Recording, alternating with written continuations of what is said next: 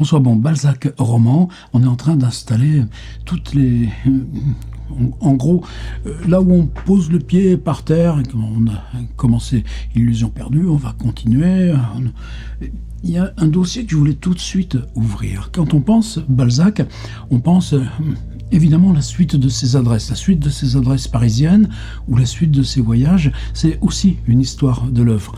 Il y a la rue Lesdiguières, la rue Cassini, la rue Bataille, et puis cette maison rue Basse qui deviendra ce qui est maintenant rue Renoir, la maison Balzac.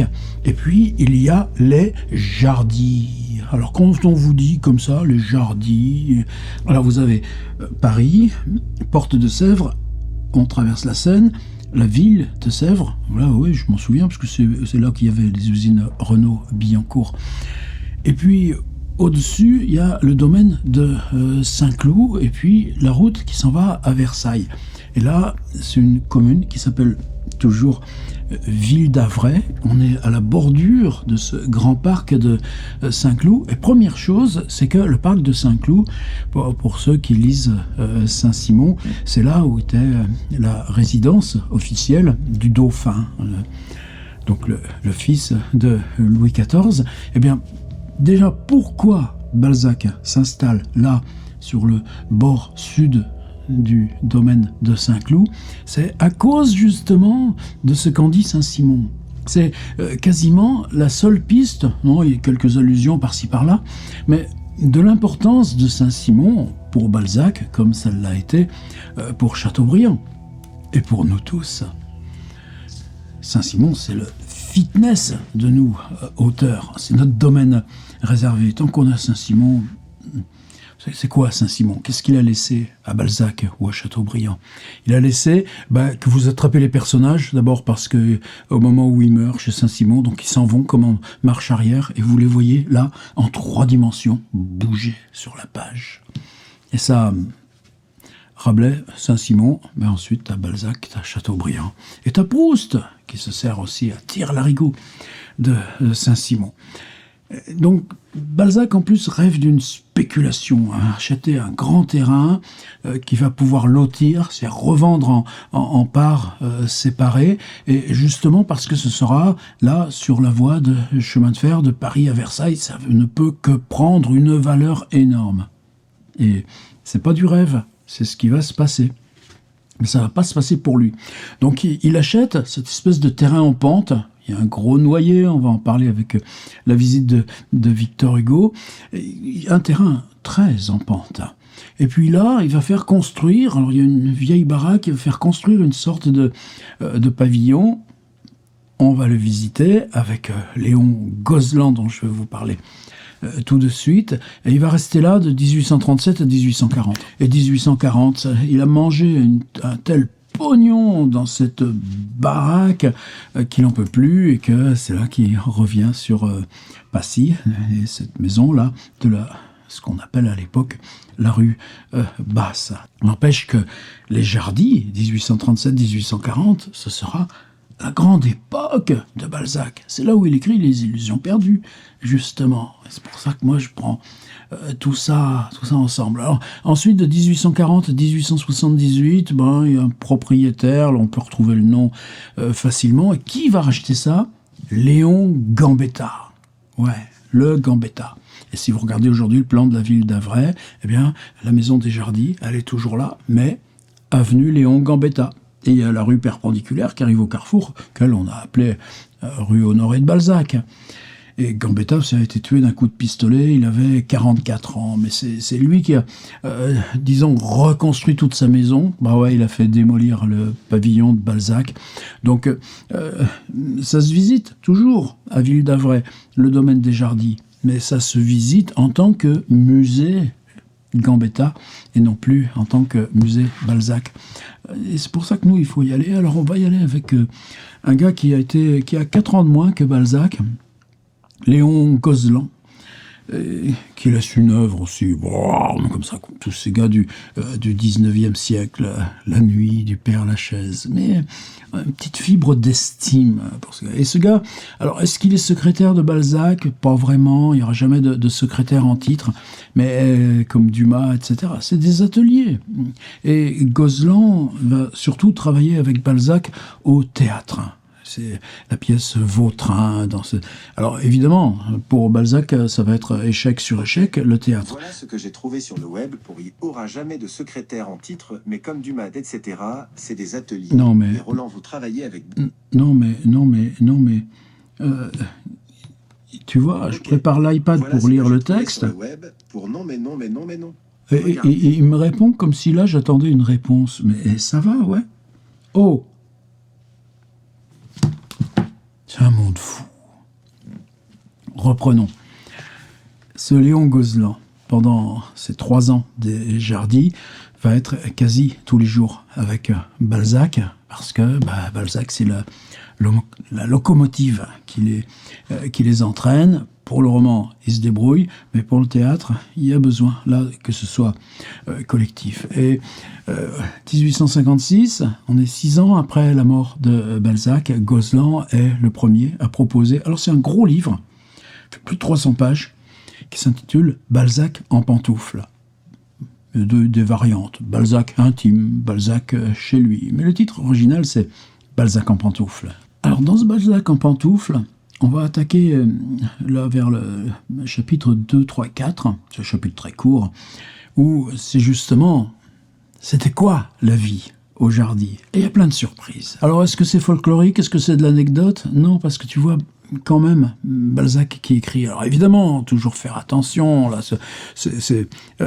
tu en fais quoi? Tu en fais un grand monstre de carnaval, tu exagères, certainement. Faisons attention à ça. Mais, sous l'exagération, tu le vois, le gars. Puis tu vois comment il parle, tu le vois. Et ça mérite d'aller y voir, justement, si ça nous approche, là, j'allais dire corporellement, matériellement, de Balzac au boulot. Il y a d'autres passages dans Gozlan qui sont vraiment intéressants, sur une espèce d'affaire, qui c'est pas l'affaire Calas de Voltaire, mais ce serait l'équivalent pour Balzac, l'affaire Peytel, aussi sur un crime. On ira y voir plus tard dans le projet. Gozlan reste la source, là. Et puis, il y a d'autres moments, moi, qui m'émeuvent. Par exemple, il va nous raconter la visite que fait Victor Hugo au Jardies. Waouh! Si vous le voulez, on va se la faire. Il y a un autre moment, là, peut-être pas pour lire nous, mais évidemment, si vous prenez la petite carte là, du projet Balzac, il y a le lien là pour télécharger là, le Gozlan en entier. Évidemment, lui-même, après la mort de Balzac, quand il écrit son livre, revient au Jardies et visite les Jardies sans Balzac. Oh, très beau passage. Eh bien, on y va? La maison des Jardies, détails topographiques et autres, Balzac architecte, histoire véridique d'un escalier qui a fait parler de lui, ameublement idéal, les sonnettes et les domestiques invisibles. Léon Gozlan nous parle de Balzac en pantoufles. Les 2 résidences où il a laissé les souvenirs les plus vifs de ses habitudes sont la petite maison de Passy dans la rue Basse et les Jardies, petite et maussade propriété qu'il avait achetée à Ville-d'Avray, je ne saurais trop dire à quelle époque, et qui lui coûtait d'autant plus cher qu'il la payait toujours. Il n'y a pas de poème indien ou chinois qui contiennent autant de vers que cette campagne des Jardies a dû représenter d'ennui pour Balzac. Et l'on peut dire que s'il y a vécu, pensé et travaillé plusieurs années, il ne l'a jamais positivement habité. Il y était plutôt campé que logé. Était-ce bien un logement sérieux que ce chalet aux volets verts, où n'est jamais entrée l'ombre d'une commode, où n'a jamais été accroché un semblant de rideau? La véritable habitation des Jardies était celle qui existait dans le même enclos à 20 ou 30 pas de la sienne, habitation à peu près possible où je ne sais trop dans quelle pensée de prudence il avait déposé quelques-uns des beaux meubles qu'il avait rue des Batailles et sa riche bibliothèque. Ouais, c'est très rare aussi les mentions de la bibliothèque de Balzac. Madame la comtesse de V habitait alors avec sa famille ce pavillon tout à fait sans valeur comme architecture. Le fameux pavillon des Jardis fut bâti par Balzac juste en face de cette insignifiante maison. Quoique le terrain à cet endroit est une mine assez agreste, il offre tant et tant d'inconvénients qu'on se demande le motif pour lequel Balzac l'avait choisi. Il ne penche pas, il tombe sur la route qui va de Sèvres à Ville-d'Avray. Il serait, je crois, difficile à un arbre de quelque dimension de prendre sur un sol aussi diagonal. Les peintres décorateurs de théâtre ont le droit de le trouver extrêmement original, mais il est furieusement antipathique au plaisir de la promenade. Les jardiniers architectes, sous la direction fantasque de Balzac, ont dévoré des mois entiers pour soutenir à force d'art et de petites pierres tous ces plateaux successifs, toujours disposés à descendre gaiement les uns sur les autres à la moindre pluie d'orage. Je les ai presque constamment vus occupés à rétablir ces jardins suspendus, renouvelés de ceux de Sémiramis. C'était leur désespoir. Je me souviendrai longtemps de l'étonnement dans lequel tomba l'acteur Frédéric Lemaître le jour où, pour causer avec Balzac de la mise à l'étude de Vautrin, il s'était rendu au Jardis. Pour arrêter ses pieds qui fuyaient sous lui, il les fixait à l'aide de 2 pierres, absolument comme on le ferait pour équilibrer un meuble sur un parquet inégal. Quand il reprenait sa marche, il éloignait les pierres ou les gardait dans sa main afin d'en faire le même usage plus loin. Le manège était des plus divertissants à observer. Balzac seul conservait sa placidité de propriétaire au milieu de ces glissades perpétuelles. Il possédait du reste à un suprême degré la rare qualité de ne paraître prendre aucune part à ce qui se passait autour de lui. Voilà, on va commencer ces petites notations comme ça qui vont nous le fabriquer en relief, le père Balzac. Il possédait du reste à un suprême degré la rare qualité de ne paraître prendre aucune part à ce qui se passait autour de lui. Alors vous êtes déboussolé par ce genre de phrase quand on vous dit Saint-Simon et que Gozlan, forcément, connaît aussi Saint-Simon. Et Gozlan, en tant que... quand il écrit Balzac, lui aussi.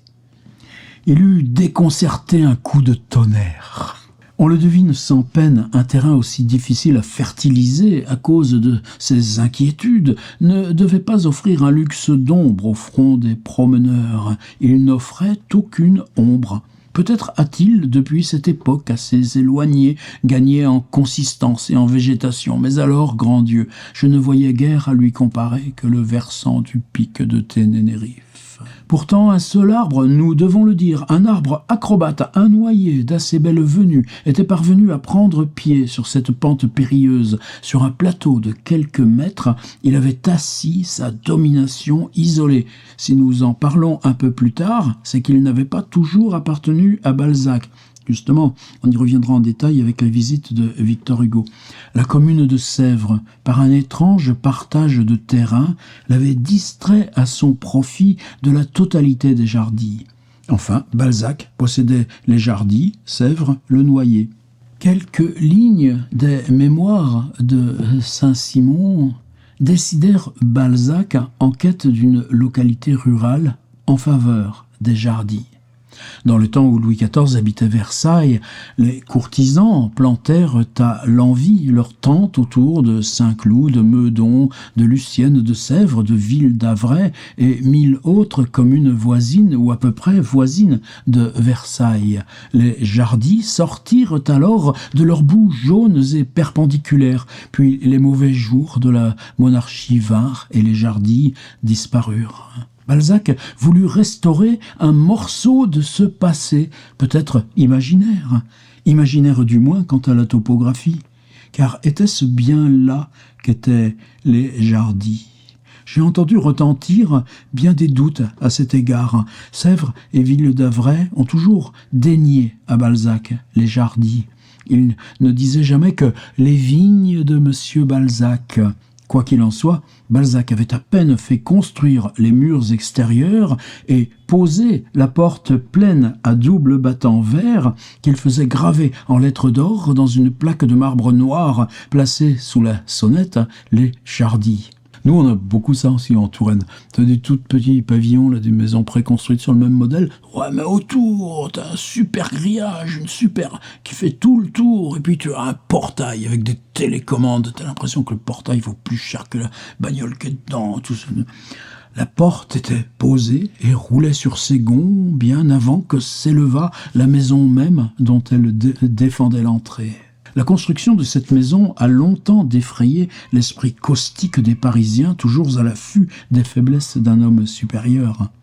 La faiblesse de Balzac était grande à l'endroit de la maçonnerie. Il ne faut pas oublier, non pour l'excuser, car le goût de bâtir est fort respectable, que c'était à cette époque-là son unique plaisir, sa seule manière de se reposer des forts travaux d'esprit dont il se surchargeait. On a prétendu qu'en dirigeant lui-même, avec un despotisme sans concession, la construction du pavillon des Jardilles, il avait oublié l'essentiel. Allons, iPad, oui, parce que je suis obligé de grossir là, le truc, et donc il faut que je dégrossisse et que je regrossisse. Il avait oublié l'escalier, qu'il n'admit aucun conseil, aucune observation, aucune critique de son architecte ou de ses maçons, c'est là un fait dont nous attestons, mais qu'il ait négligé de commander l'escalier dans l'ordonnance intérieure de la maison et qu'un beau jour maçons et architectes soient accourus lui dire « Monsieur de Balzac, la maison est finie, quand voulez-vous que nous fassions l'escalier ?» C'est là un second fait qui exige, dans la mesure de son importance, une explication. Balzac rêvait, pour ses Jardilles, de pièces spacieuses, carrées, prenant jour à plaisir par les quatre côtés de la façade. Or, dans les plans de l'architecte, ce minotaure d'escalier dévorait ici le tiers d'une pièce, là la moitié d'une autre. Il défigurait le dessin créé par le crayon poétique de l'écrivain. On avait essayé de le réduire, de le tordre, de le reléguer aux angles du bâtiment. D'un bâtiment malheureusement trop exigu pour prêter de l'espace, ce maudit escalier venait toujours tout gâter. Les maçons jetèrent leurs plâtres vers le ciel, l'architecte cassa les branches de son compas. Ce fut dans un de ces moments de lutte avec les aspérités du problème que Balzac dut se dire « Puisque l'escalier veut être le maître chez moi, je mettrai l'escalier à la porte. » Ce qu'il fit. Ces appartements s'étalèrent alors, sans obstacle, sans autre limite que les quatre murs, et la cage de l'escalier fut construite, après coup, contre la façade extérieure, en punition de ses prétentions fastidieuses. Balzac aurait pu objecter qu'en Hollande et en Belgique, des villes entières sont construites selon ce système naïf, portant leur escalier au dos comme une hotte. Il dédaigna toujours de s'expliquer là-dessus. Il résista. L'escalier en a-t-il fait autant? A-t-il résisté jusqu'ici aux froides et humides nuits de notre belle France? Je l'ignore. Au surplus, il serait inexact de dire que le pavillon des Jardilles est tout à fait dépourvu à l'intérieur de la commodité si incommode des escaliers. Il en a quelques-uns de second ordre conduisant assez directement où l'on veut aller, et pour la parure desquels Balzac projetait le revêtement de palissandre et la livrée de velours amarante. Ce qu'il projetait pour les Jardilles était infini, sur le mur nu de chaque pièce. Il avait écrit lui-même, au courant du charbon, les richesses mobilières dont il prétendait la doter. Pendant plusieurs années, j'ai lu ces mots charbonnés sur la surface patiente du stuc. Ici, un revêtement en marbre de Paros. Ici, un stylobat en bois de cèdre. Ici, un plafond peint par Eugène Delacroix. Et ici, une tapisserie d'Aubusson. Ici, une cheminée en marbre Cipolin. Ici, des portes façon Trianon. Ici, un parquet mosaïque formé de tous les bois rares des îles. Ces merveilles n'ont jamais été qu'à l'état d'inscriptions écrites au charbon. Du reste, Balzac permettait la plaisanterie sur cet ameublement idéal, et il rit autant que moi, et plus que moi, le jour où j'écrivis en plus gros caractères que les siens, dans sa chambre même, aussi vide que les autres chambres, ici un tableau de Raphaël, hors de prix, et comme on n'en a jamais vu. La seule chose qui ne manquait pas au Jardy... Et voici comment la conversation s'engagea entre Balzac et moi à l'occasion de ce meuble nombreux, invisible mais réel, dont il tint à me ménager la surprise. Vous ne vous êtes jamais aperçu en admirant les perfectionnements que j'apporte à la décoration intérieure des Jardy, me dit-il, d'une innovation ingénieuse et rare que je puis presque revendiquer comme mon œuvre personnelle, je n'ose pas tout à fait dire comme un chef-d'œuvre personnel. Non, mon cher Balzac, je n'ai pas encore remarqué cette innovation. Vous seriez fort aimable si vous vouliez bien. Regardez autour de vous, que voyez-vous ? Ce que je vois depuis longtemps, des murs entièrement libres des entraves vulgaires d'un mobilier qui aurait nui au développement de la perspective. Pour me servir d'une phrase plus explicite encore, je ne vois rien du tout. Regardez mieux. Toujours rien. Ah, vous y mettez de la mauvaise volonté. Non, je vous jure. Eh bien, voilà ce qui fait hautement l'éloge de mon invention. L'impossibilité où vous êtes de la constater. Sans cela, elle eût été imparfaite, mauvaise, elle eût été à recommencer. Mais qu'est-ce donc ? N'est-il pas odieux et bête ? Continua-t-il, que depuis des siècles on fasse courir des fils de fer tout le long des murs et qu'au bout de ces fils on laisse voir une grosse sonnette aussi stupide qu'indiscrète.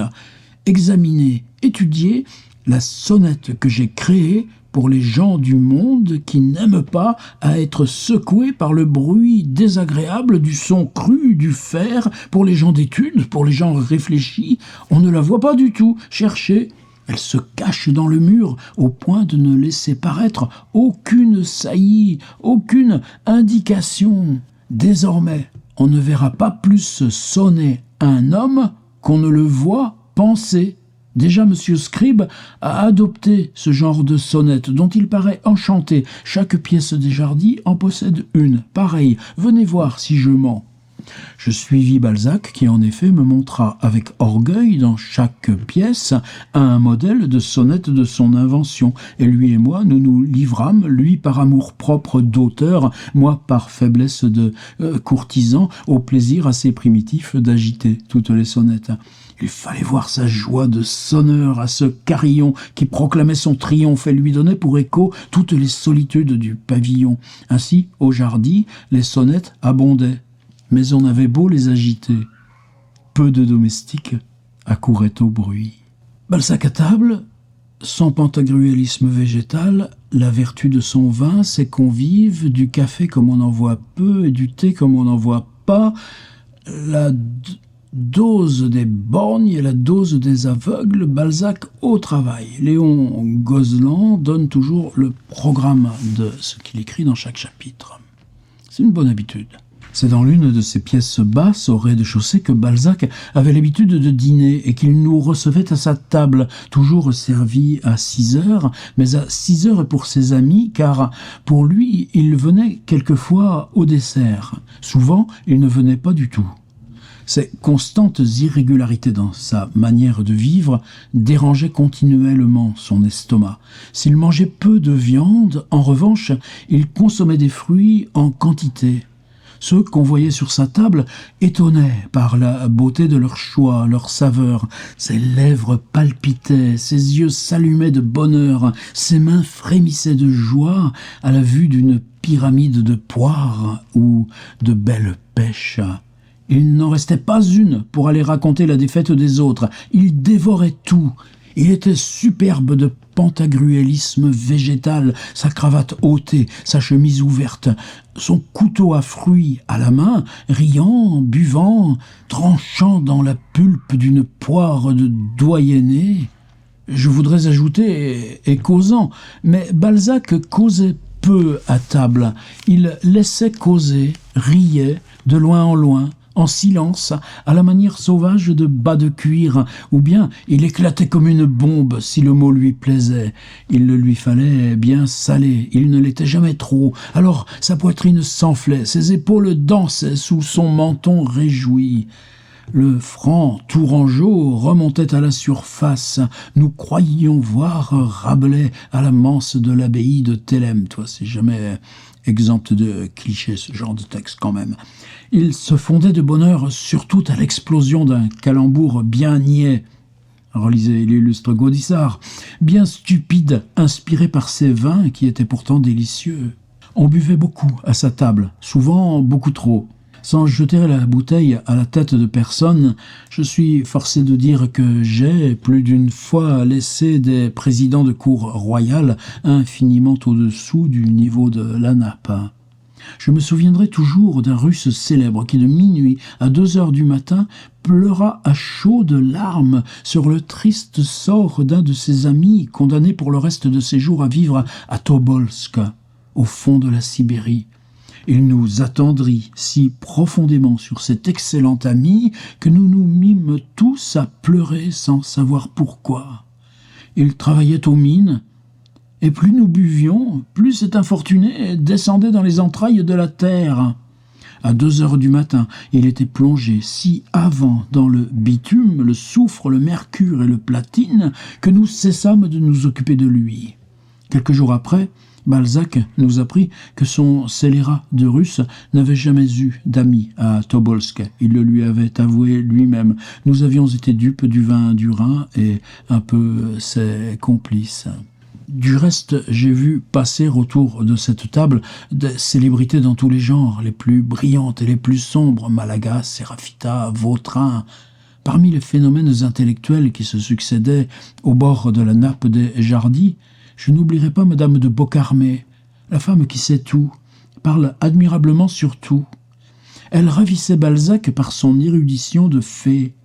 Un soir, elle me décrivit Java, où elle a vécu 40 ans, car cette femme merveilleuse a 1023 ans, et elle en paraissait 30.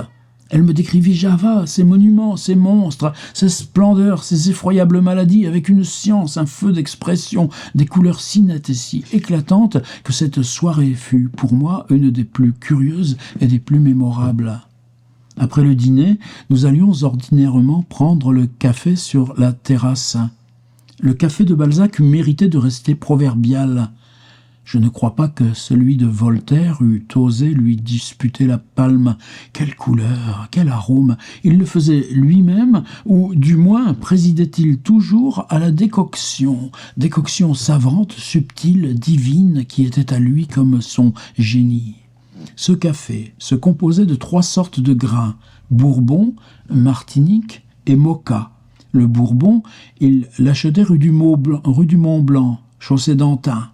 Le Martinique, rue des Vieilles Audriettes, chez un épicier qui ne doit pas avoir oublié sa glorieuse pratique. Le Moka, dans le faubourg Saint-Germain, chez un épicier de la rue de l'Université. Par exemple, je ne sais plus trop lequel, quoique j'ai accompagné Balzac 1 ou 2 fois dans ses voyages à la recherche du bon café. Ce n'était pas moins d'une demi-journée de course à travers Paris, mais un bon café vaut cela, et même davantage.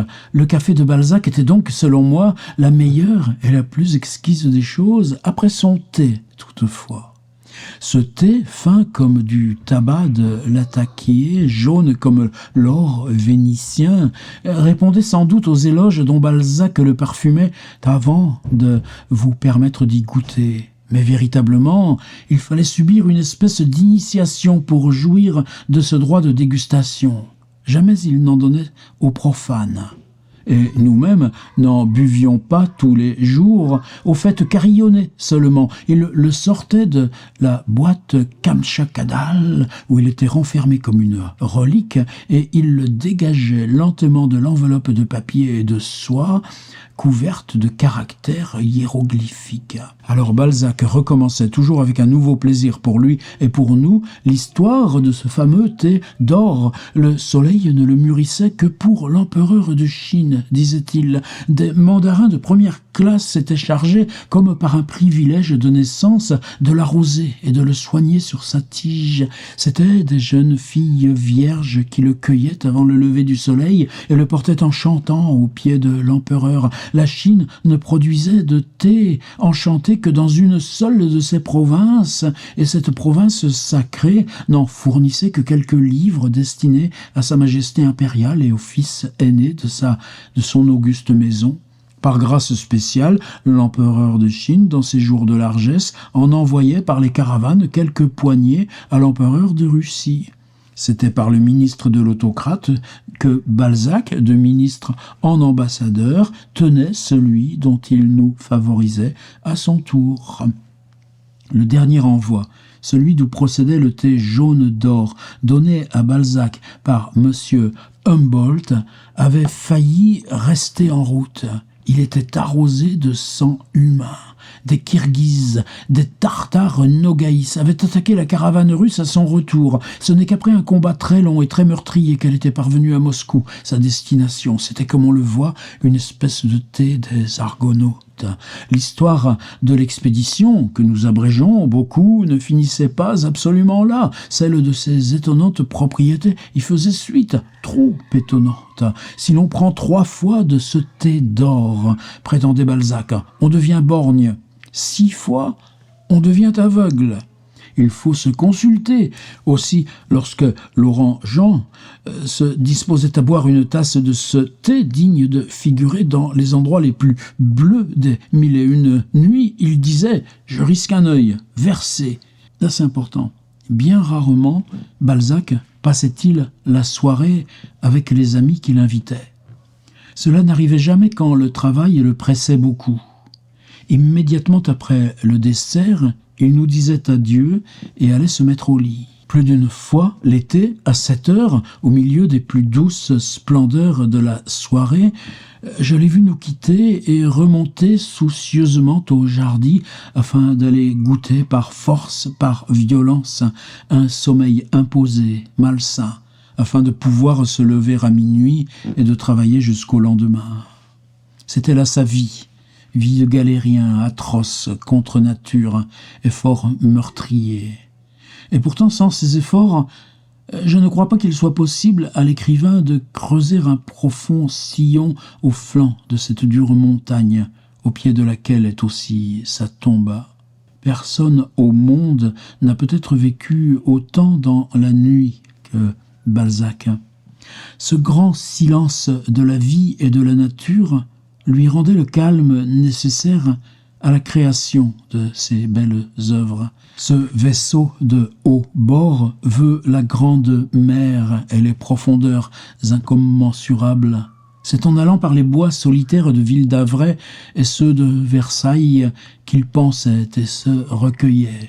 Souvent, c'est lui-même qui me l'a raconté, il s'était trouvé le matin en robe de chambre et en pantoufles, nu-tête, sur la place de la Concorde, après avoir marché toute la nuit à travers bois, plaines, villages, prairies et chemins.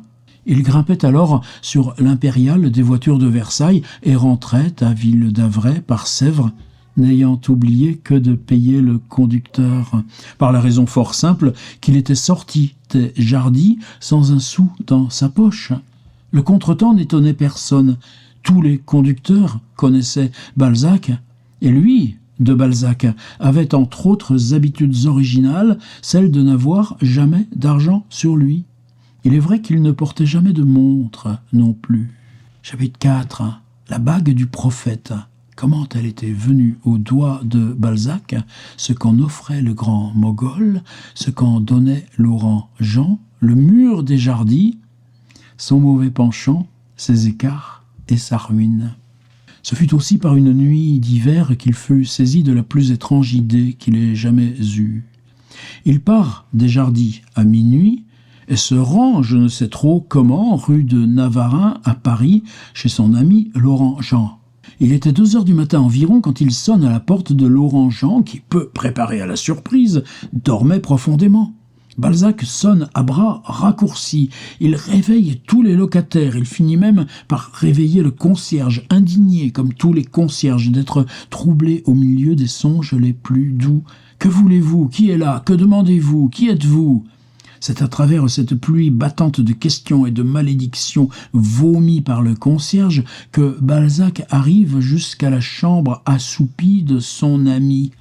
Effrayé de cette apparition, celui-ci se frotte les yeux, se met sur son séant. « C'est bien toi, Prosper ?»« C'est moi, lui répond Balzac. « Lève-toi, nous allons partir. »« Partir? Oui, partir. Lève-toi, je te raconterai. »« Avant de me lever, je veux savoir où tu comptes me conduire. »« Eh bien, réjouis-toi, nous allons partir immédiatement pour le Mogol. »« Tu es fou !» Nous allons être immensément riches, riches comme un empire, comme l'empire du Mogol. Voyons, avant de faire mes mal, je désirerais un peu plus amplement savoir, objecte timidement Laurent Jean, ce que nous irons faire dans le Mogol à l'heure qu'il est. Dépêche-toi, s'écrie Balzac, nous avons perdu plus d'1 million depuis que tu balances à te lever. Le temps marche, nous avons encore à aller chercher Gozlan. Ah, Gozlan vient avec nous au Mogol. Gozlan, c'est celui qui nous raconte l'histoire. Il vient avec nous. Je veux qu'il ait une part dans les trésors sans fin qui nous attendent au Mogol. Laurent Jean se leva, se résigna à devenir 100 ou 200 fois millionnaire, s'habilla en grelottant, et quand il fut habillé, il dit à Balzac, qui trépignait d'impatience, « Mais encore une fois, qu'allons-nous faire dans l'empire du Mogol, puisqu'il est convenu que je consens à t'y suivre ? Ce que nous allons y faire, oui, ça vaut la peine d'être demandé. » Balzac prit Laurent Jean par le bras et le conduisit mystérieusement près de la lampe.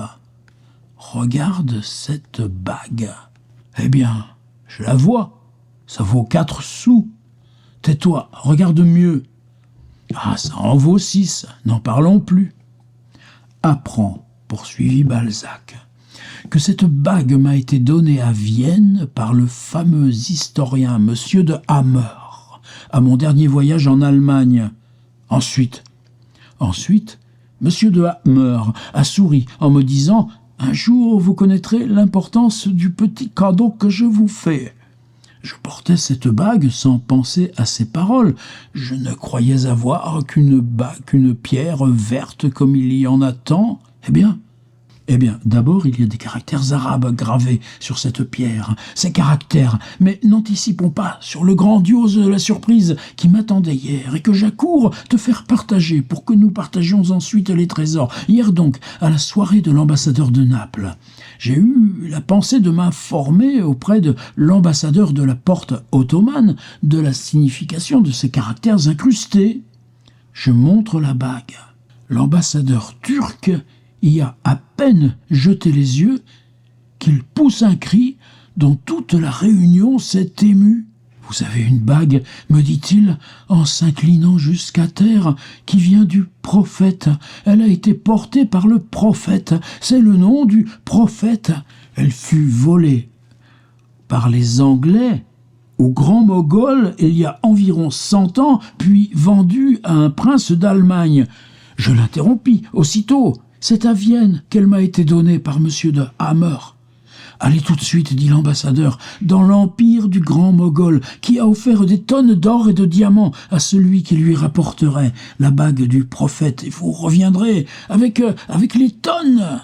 Figure-toi si j'ai bondi, je viens donc te chercher, mon cher Jean, pour que nous allions ensemble, avec Gozlan, restituer au grand Mogol, ravi d'extase, au 3e ciel, la bague du prophète. Viens, les tonnes nous attendent.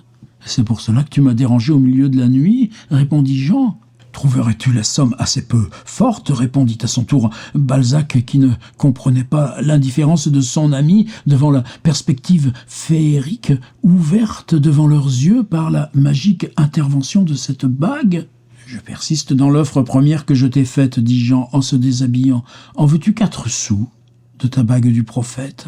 Dire tous les mots cruels que Balzac lança sur le scepticisme de Laurent Jean est une tâche impossible, d'une violence sanguine et bilieuse qui lui donnait l'aspect d'un lion quand il s'abandonnait à la colère. Balzac cria, fulmina contre Laurent Jean, mais enfin courbé, brisé par la rage, il s'étendit sur le tapis de son intime ami et dormit jusqu'au lendemain en rêvant au trésor du grand Mogol. C'est ainsi que Laurent Jean et moi échappâmes au grand voyage pour l'empire du Mogol qui nous attend encore. Balzac ne nous parla plus qu'avec beaucoup de circonspection de la bague du prophète que nous ne lui vîmes plus que très rarement au doigt. Ces rêves de millions, d'empire du Mogol, ces rêves parés de diamants, ne naissaient pas dans l'imagination de Balzac sans une cause intérieure. S'il s'agitait sous le poids de cet éblouissant cauchemar, c'est qu'il portait les jardis sur la poitrine. Et les jardis coûtaient beaucoup et ne rapportaient rien. Nous nous trompons, ils rapportaient des ennuis, des luttes, des procès sans fin à Balzac, que nous avons quelquefois trouvé chez lui le matin plus vert que la feuille de ses arbres, tant il souffrait dans sa position si tourmentée d'apprenti propriétaire. Je sais un mur qui n'a pas 10 mètres de long et pas plus de 2 mètres de haut, qui mériterait bien quelques célébrités, même après les murs de Thèbes, les murs de Troie, les murs de Rome et la fameuse muraille de Chine. Ce mur séparait la partie supérieure de la propriété de Balzac, nous disons la partie supérieure, nous prions de ne pas lire toute la propriété, de la partie supérieure de la propriété d'un voisin quelconque. Tous les voisins sont les mêmes. Qu'on se figure 2 lits dont les oreillers se touchent mais qui sont séparés vers leur moitié par leur pente de bois. Le terrain de Balzac, déjà plus élevé que le terrain limitrophe, fut encore exhaussé par lui de quelques pieds. Tous ces exhaussements nécessitèrent à la fin un mur d'appui qui empêcha ce terrain supplémentaire de tomber dans le champ du voisin. Telle est l'origine du mur historique des Jardis. Le récit de ces éboulements est celui des tortures de Balzac. À peine élevé, ce mur s'affaissa sur lui-même et répandit sa chaux et ses pierres de l'un et de l'autre côté dans le champ de Balzac et celui du voisin. Il fut reconnu à dire d'experts que le talus n'était pas assez prononcé. On agrandirait l'angle de résistance et le mur ne tomberait plus. Un mois après, il était reconstruit dans la forme voulue. On se réjouissait déjà. Le lendemain, il plut. Le soir, nous jouions au domino dans la pièce placée à la galerie de la maison. On frappe, on ouvre aussitôt la croisée. Monsieur de Balzac, qu'y a-t-il? Votre mur vient d'aller chez le voisin. Pas possible. Tout entier. Nous prenons des flambeaux, nous nous dirigeons vers l'endroit du sinistre. Il était splendide. Le mur entier, renversé par la base, était couché de son long sur le terrain du voisin. Nous contemplâmes le désastre pendant quelques minutes. Le lendemain, il se compléta par Balzac, par une foule de papiers timbrés, procès-verbal, mise en demeure, assignation, etc., etc. Cette fois en tombant. Le mur avait aplati des navets, blessé des carottes, congestionné des panais. On ne sait pas ce que coûtent quelques mauvais légumes morts ainsi de mort violente. Il n'y a que la mort d'un homme qui puisse balancer en France la mort d'un pommier ou d'un cerisier. Et l'on a peur de voir diminuer le respect pour la propriété. J'ai toujours eu la crainte contraire. Passons. Une 3e fois, il fallut remettre le mur sur ses débiles jambes. D'autres architectes furent appelés en consultation pour savoir ce qu'il fallait résolument faire contre l'épilepsie de ce mur. L'angle de résistance est suffisant, dirent-ils, mais la brique et le ciment romain doivent être employés dans les fondations du mur. Il faut le traiter par la brique. Traitons-le par la brique, murmura Balzac, en dirigeant vers le ciel ce magnifique regard noir où se peignaient son esprit et son génie. Il fut donc arrêté qu'on traiterait le mur malade par la brique. On le traita si bien que les mémoires des architectes engraissèrent à vue d'œil. Eux aussi se traitèrent par la brique. J'ai vu tomber 3 fois et se relever 3 fois aux yeux du lecteur ce mur d'Ilion. Mais en conscience, je pourrais affirmer que c'est plus de 5 fois qu'il a été renversé et remis en place. De guerre lasse, Balzac finit par acheter le morceau de terrain dans lequel son mur se plaisait tant à se coucher. Et alors il dit avec orgueil « C'est cher, mais c'est égal. On est toujours bien heureux de pouvoir s'écrouler chez soi. Mon pauvre mur pourra du moins mourir dans son lit. » Tout à l'heure, nous nous placerons avec le lecteur sur la terrasse, soutenue par ce mur fantasque, cette terrasse d'où Balzac aimait à promener sa vue sur les bois frais et mélancoliques de Ville d'Avray. Un autre petit passage lié au Jardy, c'est la visite de Victor Hugo. Juste quelques minutes. Mais on reviendra au livre de Léon Gozlan. J'en voudrais beaucoup à mes souvenirs si dans ce répertoire d'un passé qui va s'enfonçant de plus en plus malgré moi sous les brumes opaques de l'horizon, j'omettais la visite de Victor Hugo au Jardy, la seule, je crois, qu'il y ait jamais faite. Malgré l'indifférence bien avérée de Balzac pour les écrivains de son temps, il mit quelques désirs et même quelques orgueil à recevoir chez lui son rival en célébrité. Par suite de je ne sais plus quel accident arrivé au chemin de fer de Versailles, Victor Hugo ayant été obligé pour se rendre au Jardy de prendre les voitures de Saint-Cloud, il se fit un peu attendre. Ah, tu vois, c'était déjà les problèmes de RER à l'époque. Balzac était sur les épines.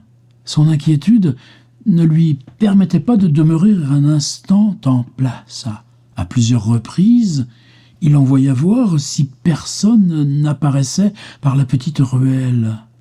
Lui-même allait et venait de la terrasse à la grille, de la grille à la terrasse, en relevant son nez inquiet avec le creux de la main, comme il faisait toujours lorsqu'il était sous le coup de quelque forte préoccupation. Enfin, la sonnette de la grille tinta, c'était Victor Hugo. Balzac, rasséréné, courut à sa rencontre, le remercia en termes pleins de courtoisie et d'effusion de l'honneur singulier qu'il faisait à sa modeste maison des champs.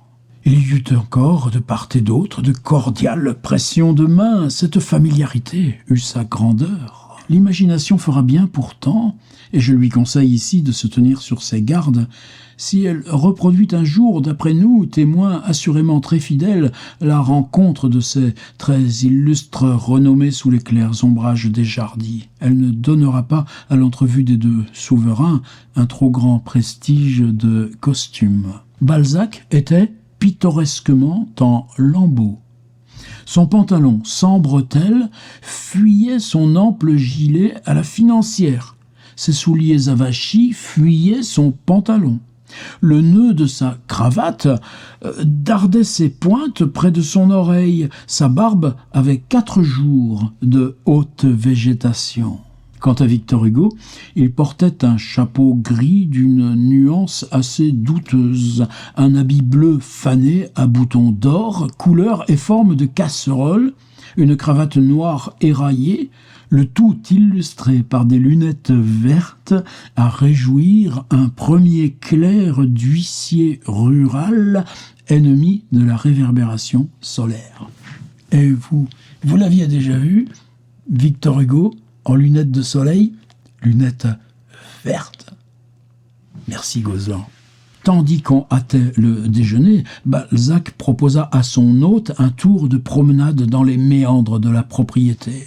Nous entreprîmes alors tous les 3 cette périlleuse descente dont le dernier escalier, en cas très probable de chute, était la route même de Ville d'Avray. Victor Hugo, contre mon attente, fut très sobre d'éloquence pour la propriété. Balzac avait beau lui dire qu'il en était question tout au long dans les mémoires de Saint-Simon, les compliments n'abondaient pas. Il fut poli envers les giroflées, ce fut tout. Je voyais qu'il avait toutes les peines du monde à ne pas rire tout haut de l'étrange idée venue à Balzac de faire couler de l'asphalte sur les étroites allées placées en équilibre sur les flancs périlleux de son jardin, comme pour leur prêter un petit air de boulevard du meilleur goût. Il eut cependant une occasion de s'acquitter du tribut de politesse qu'il devait à son hôte en s'arrêtant frappé d'admiration devant le superbe noyer auquel nous allons consacrer quelques lignes biographiques depuis si longtemps promises. « Enfin, voici un arbre !» dit Victor Hugo, qui n'avait jamais vu jusqu'alors que des arbustes plus ou moins malingres plantés au bord du bitume. Balzac s'épanouit de satisfaction au cri de son hôte. « Oui, et un fameux arbre encore, dit-il. Je l'ai acquis depuis peu de temps de la commune. Savez-vous ce qu'il rapporte ?»« Comme c'est un noyer, répondit Hugo, il doit, je présume, rapporter des noix. Vous n'y êtes pas. Il rapporte 1500 livres par an. De noix? Non, pas de noix. Il rapporte 1500 francs. Nous y voici, pensai-je. 1500 francs d'argent, répéta Balzac. Mais alors, ce sont des noix enchantées, dit Victor Hugo. À peu près. Je vous dois une petite explication, une explication sans laquelle il vous serait fort difficile de comprendre, je l'avoue, comment un noyer, un seul arbre, peut rapporter 1500 francs de rente. Nous attendîmes l'explication. Voici, reprit Balzac. Ce noyer miraculeux appartenait à la commune. Je l'ai acheté à la commune à un prix fort élevé. Pourquoi? Pour cette raison-ci. Un vieil usage oblige tous les habitants à déposer leurs immondices au pied de cet arbre séculaire et non dans tout autre endroit. Hugo recula. Rassurez-vous, lui dit Balzac, le noyer, depuis que je le possède, n'a pas encore repris ses fonctions. Je continue. Aucun habitant, continua-t-il, en effet, n'a le droit de se soustraire à cette servitude personnelle, reste d'une ancienne coutume féodale. Or, jugez de la quantité et de la richesse d'engrais amassés quotidiennement au pied de cet arbre vespasien, engrais municipal que je ferai couvrir de paille et d'autres détritus végétaux, afin d'en avoir toujours une montagne à vendre à tous les fermiers, vignerons, maraîchers, grands et petits propriétaires voisins. Et nous, on n'en a pas du compost dans nos jardins. C'est de l'or en barre que j'ai là. Enfin, tranchons le mot. C'est du guano. Du guano comme en dépose sur les îles solitaires de l'océan Pacifique des myriades d'oiseaux. Ah oui, répondit Hugo avec un flegme olympien. Vous dites bien, mon cher Balzac, c'est du guano, mais du guano moins les oiseaux. Voilà. Ambiance chez Léon Gozlan, visite de Victor Hugo au jardin de Balzac et comment la vie s'y passe. On avance, non? Dans notre proximité, là, d'Honoré de Balzac.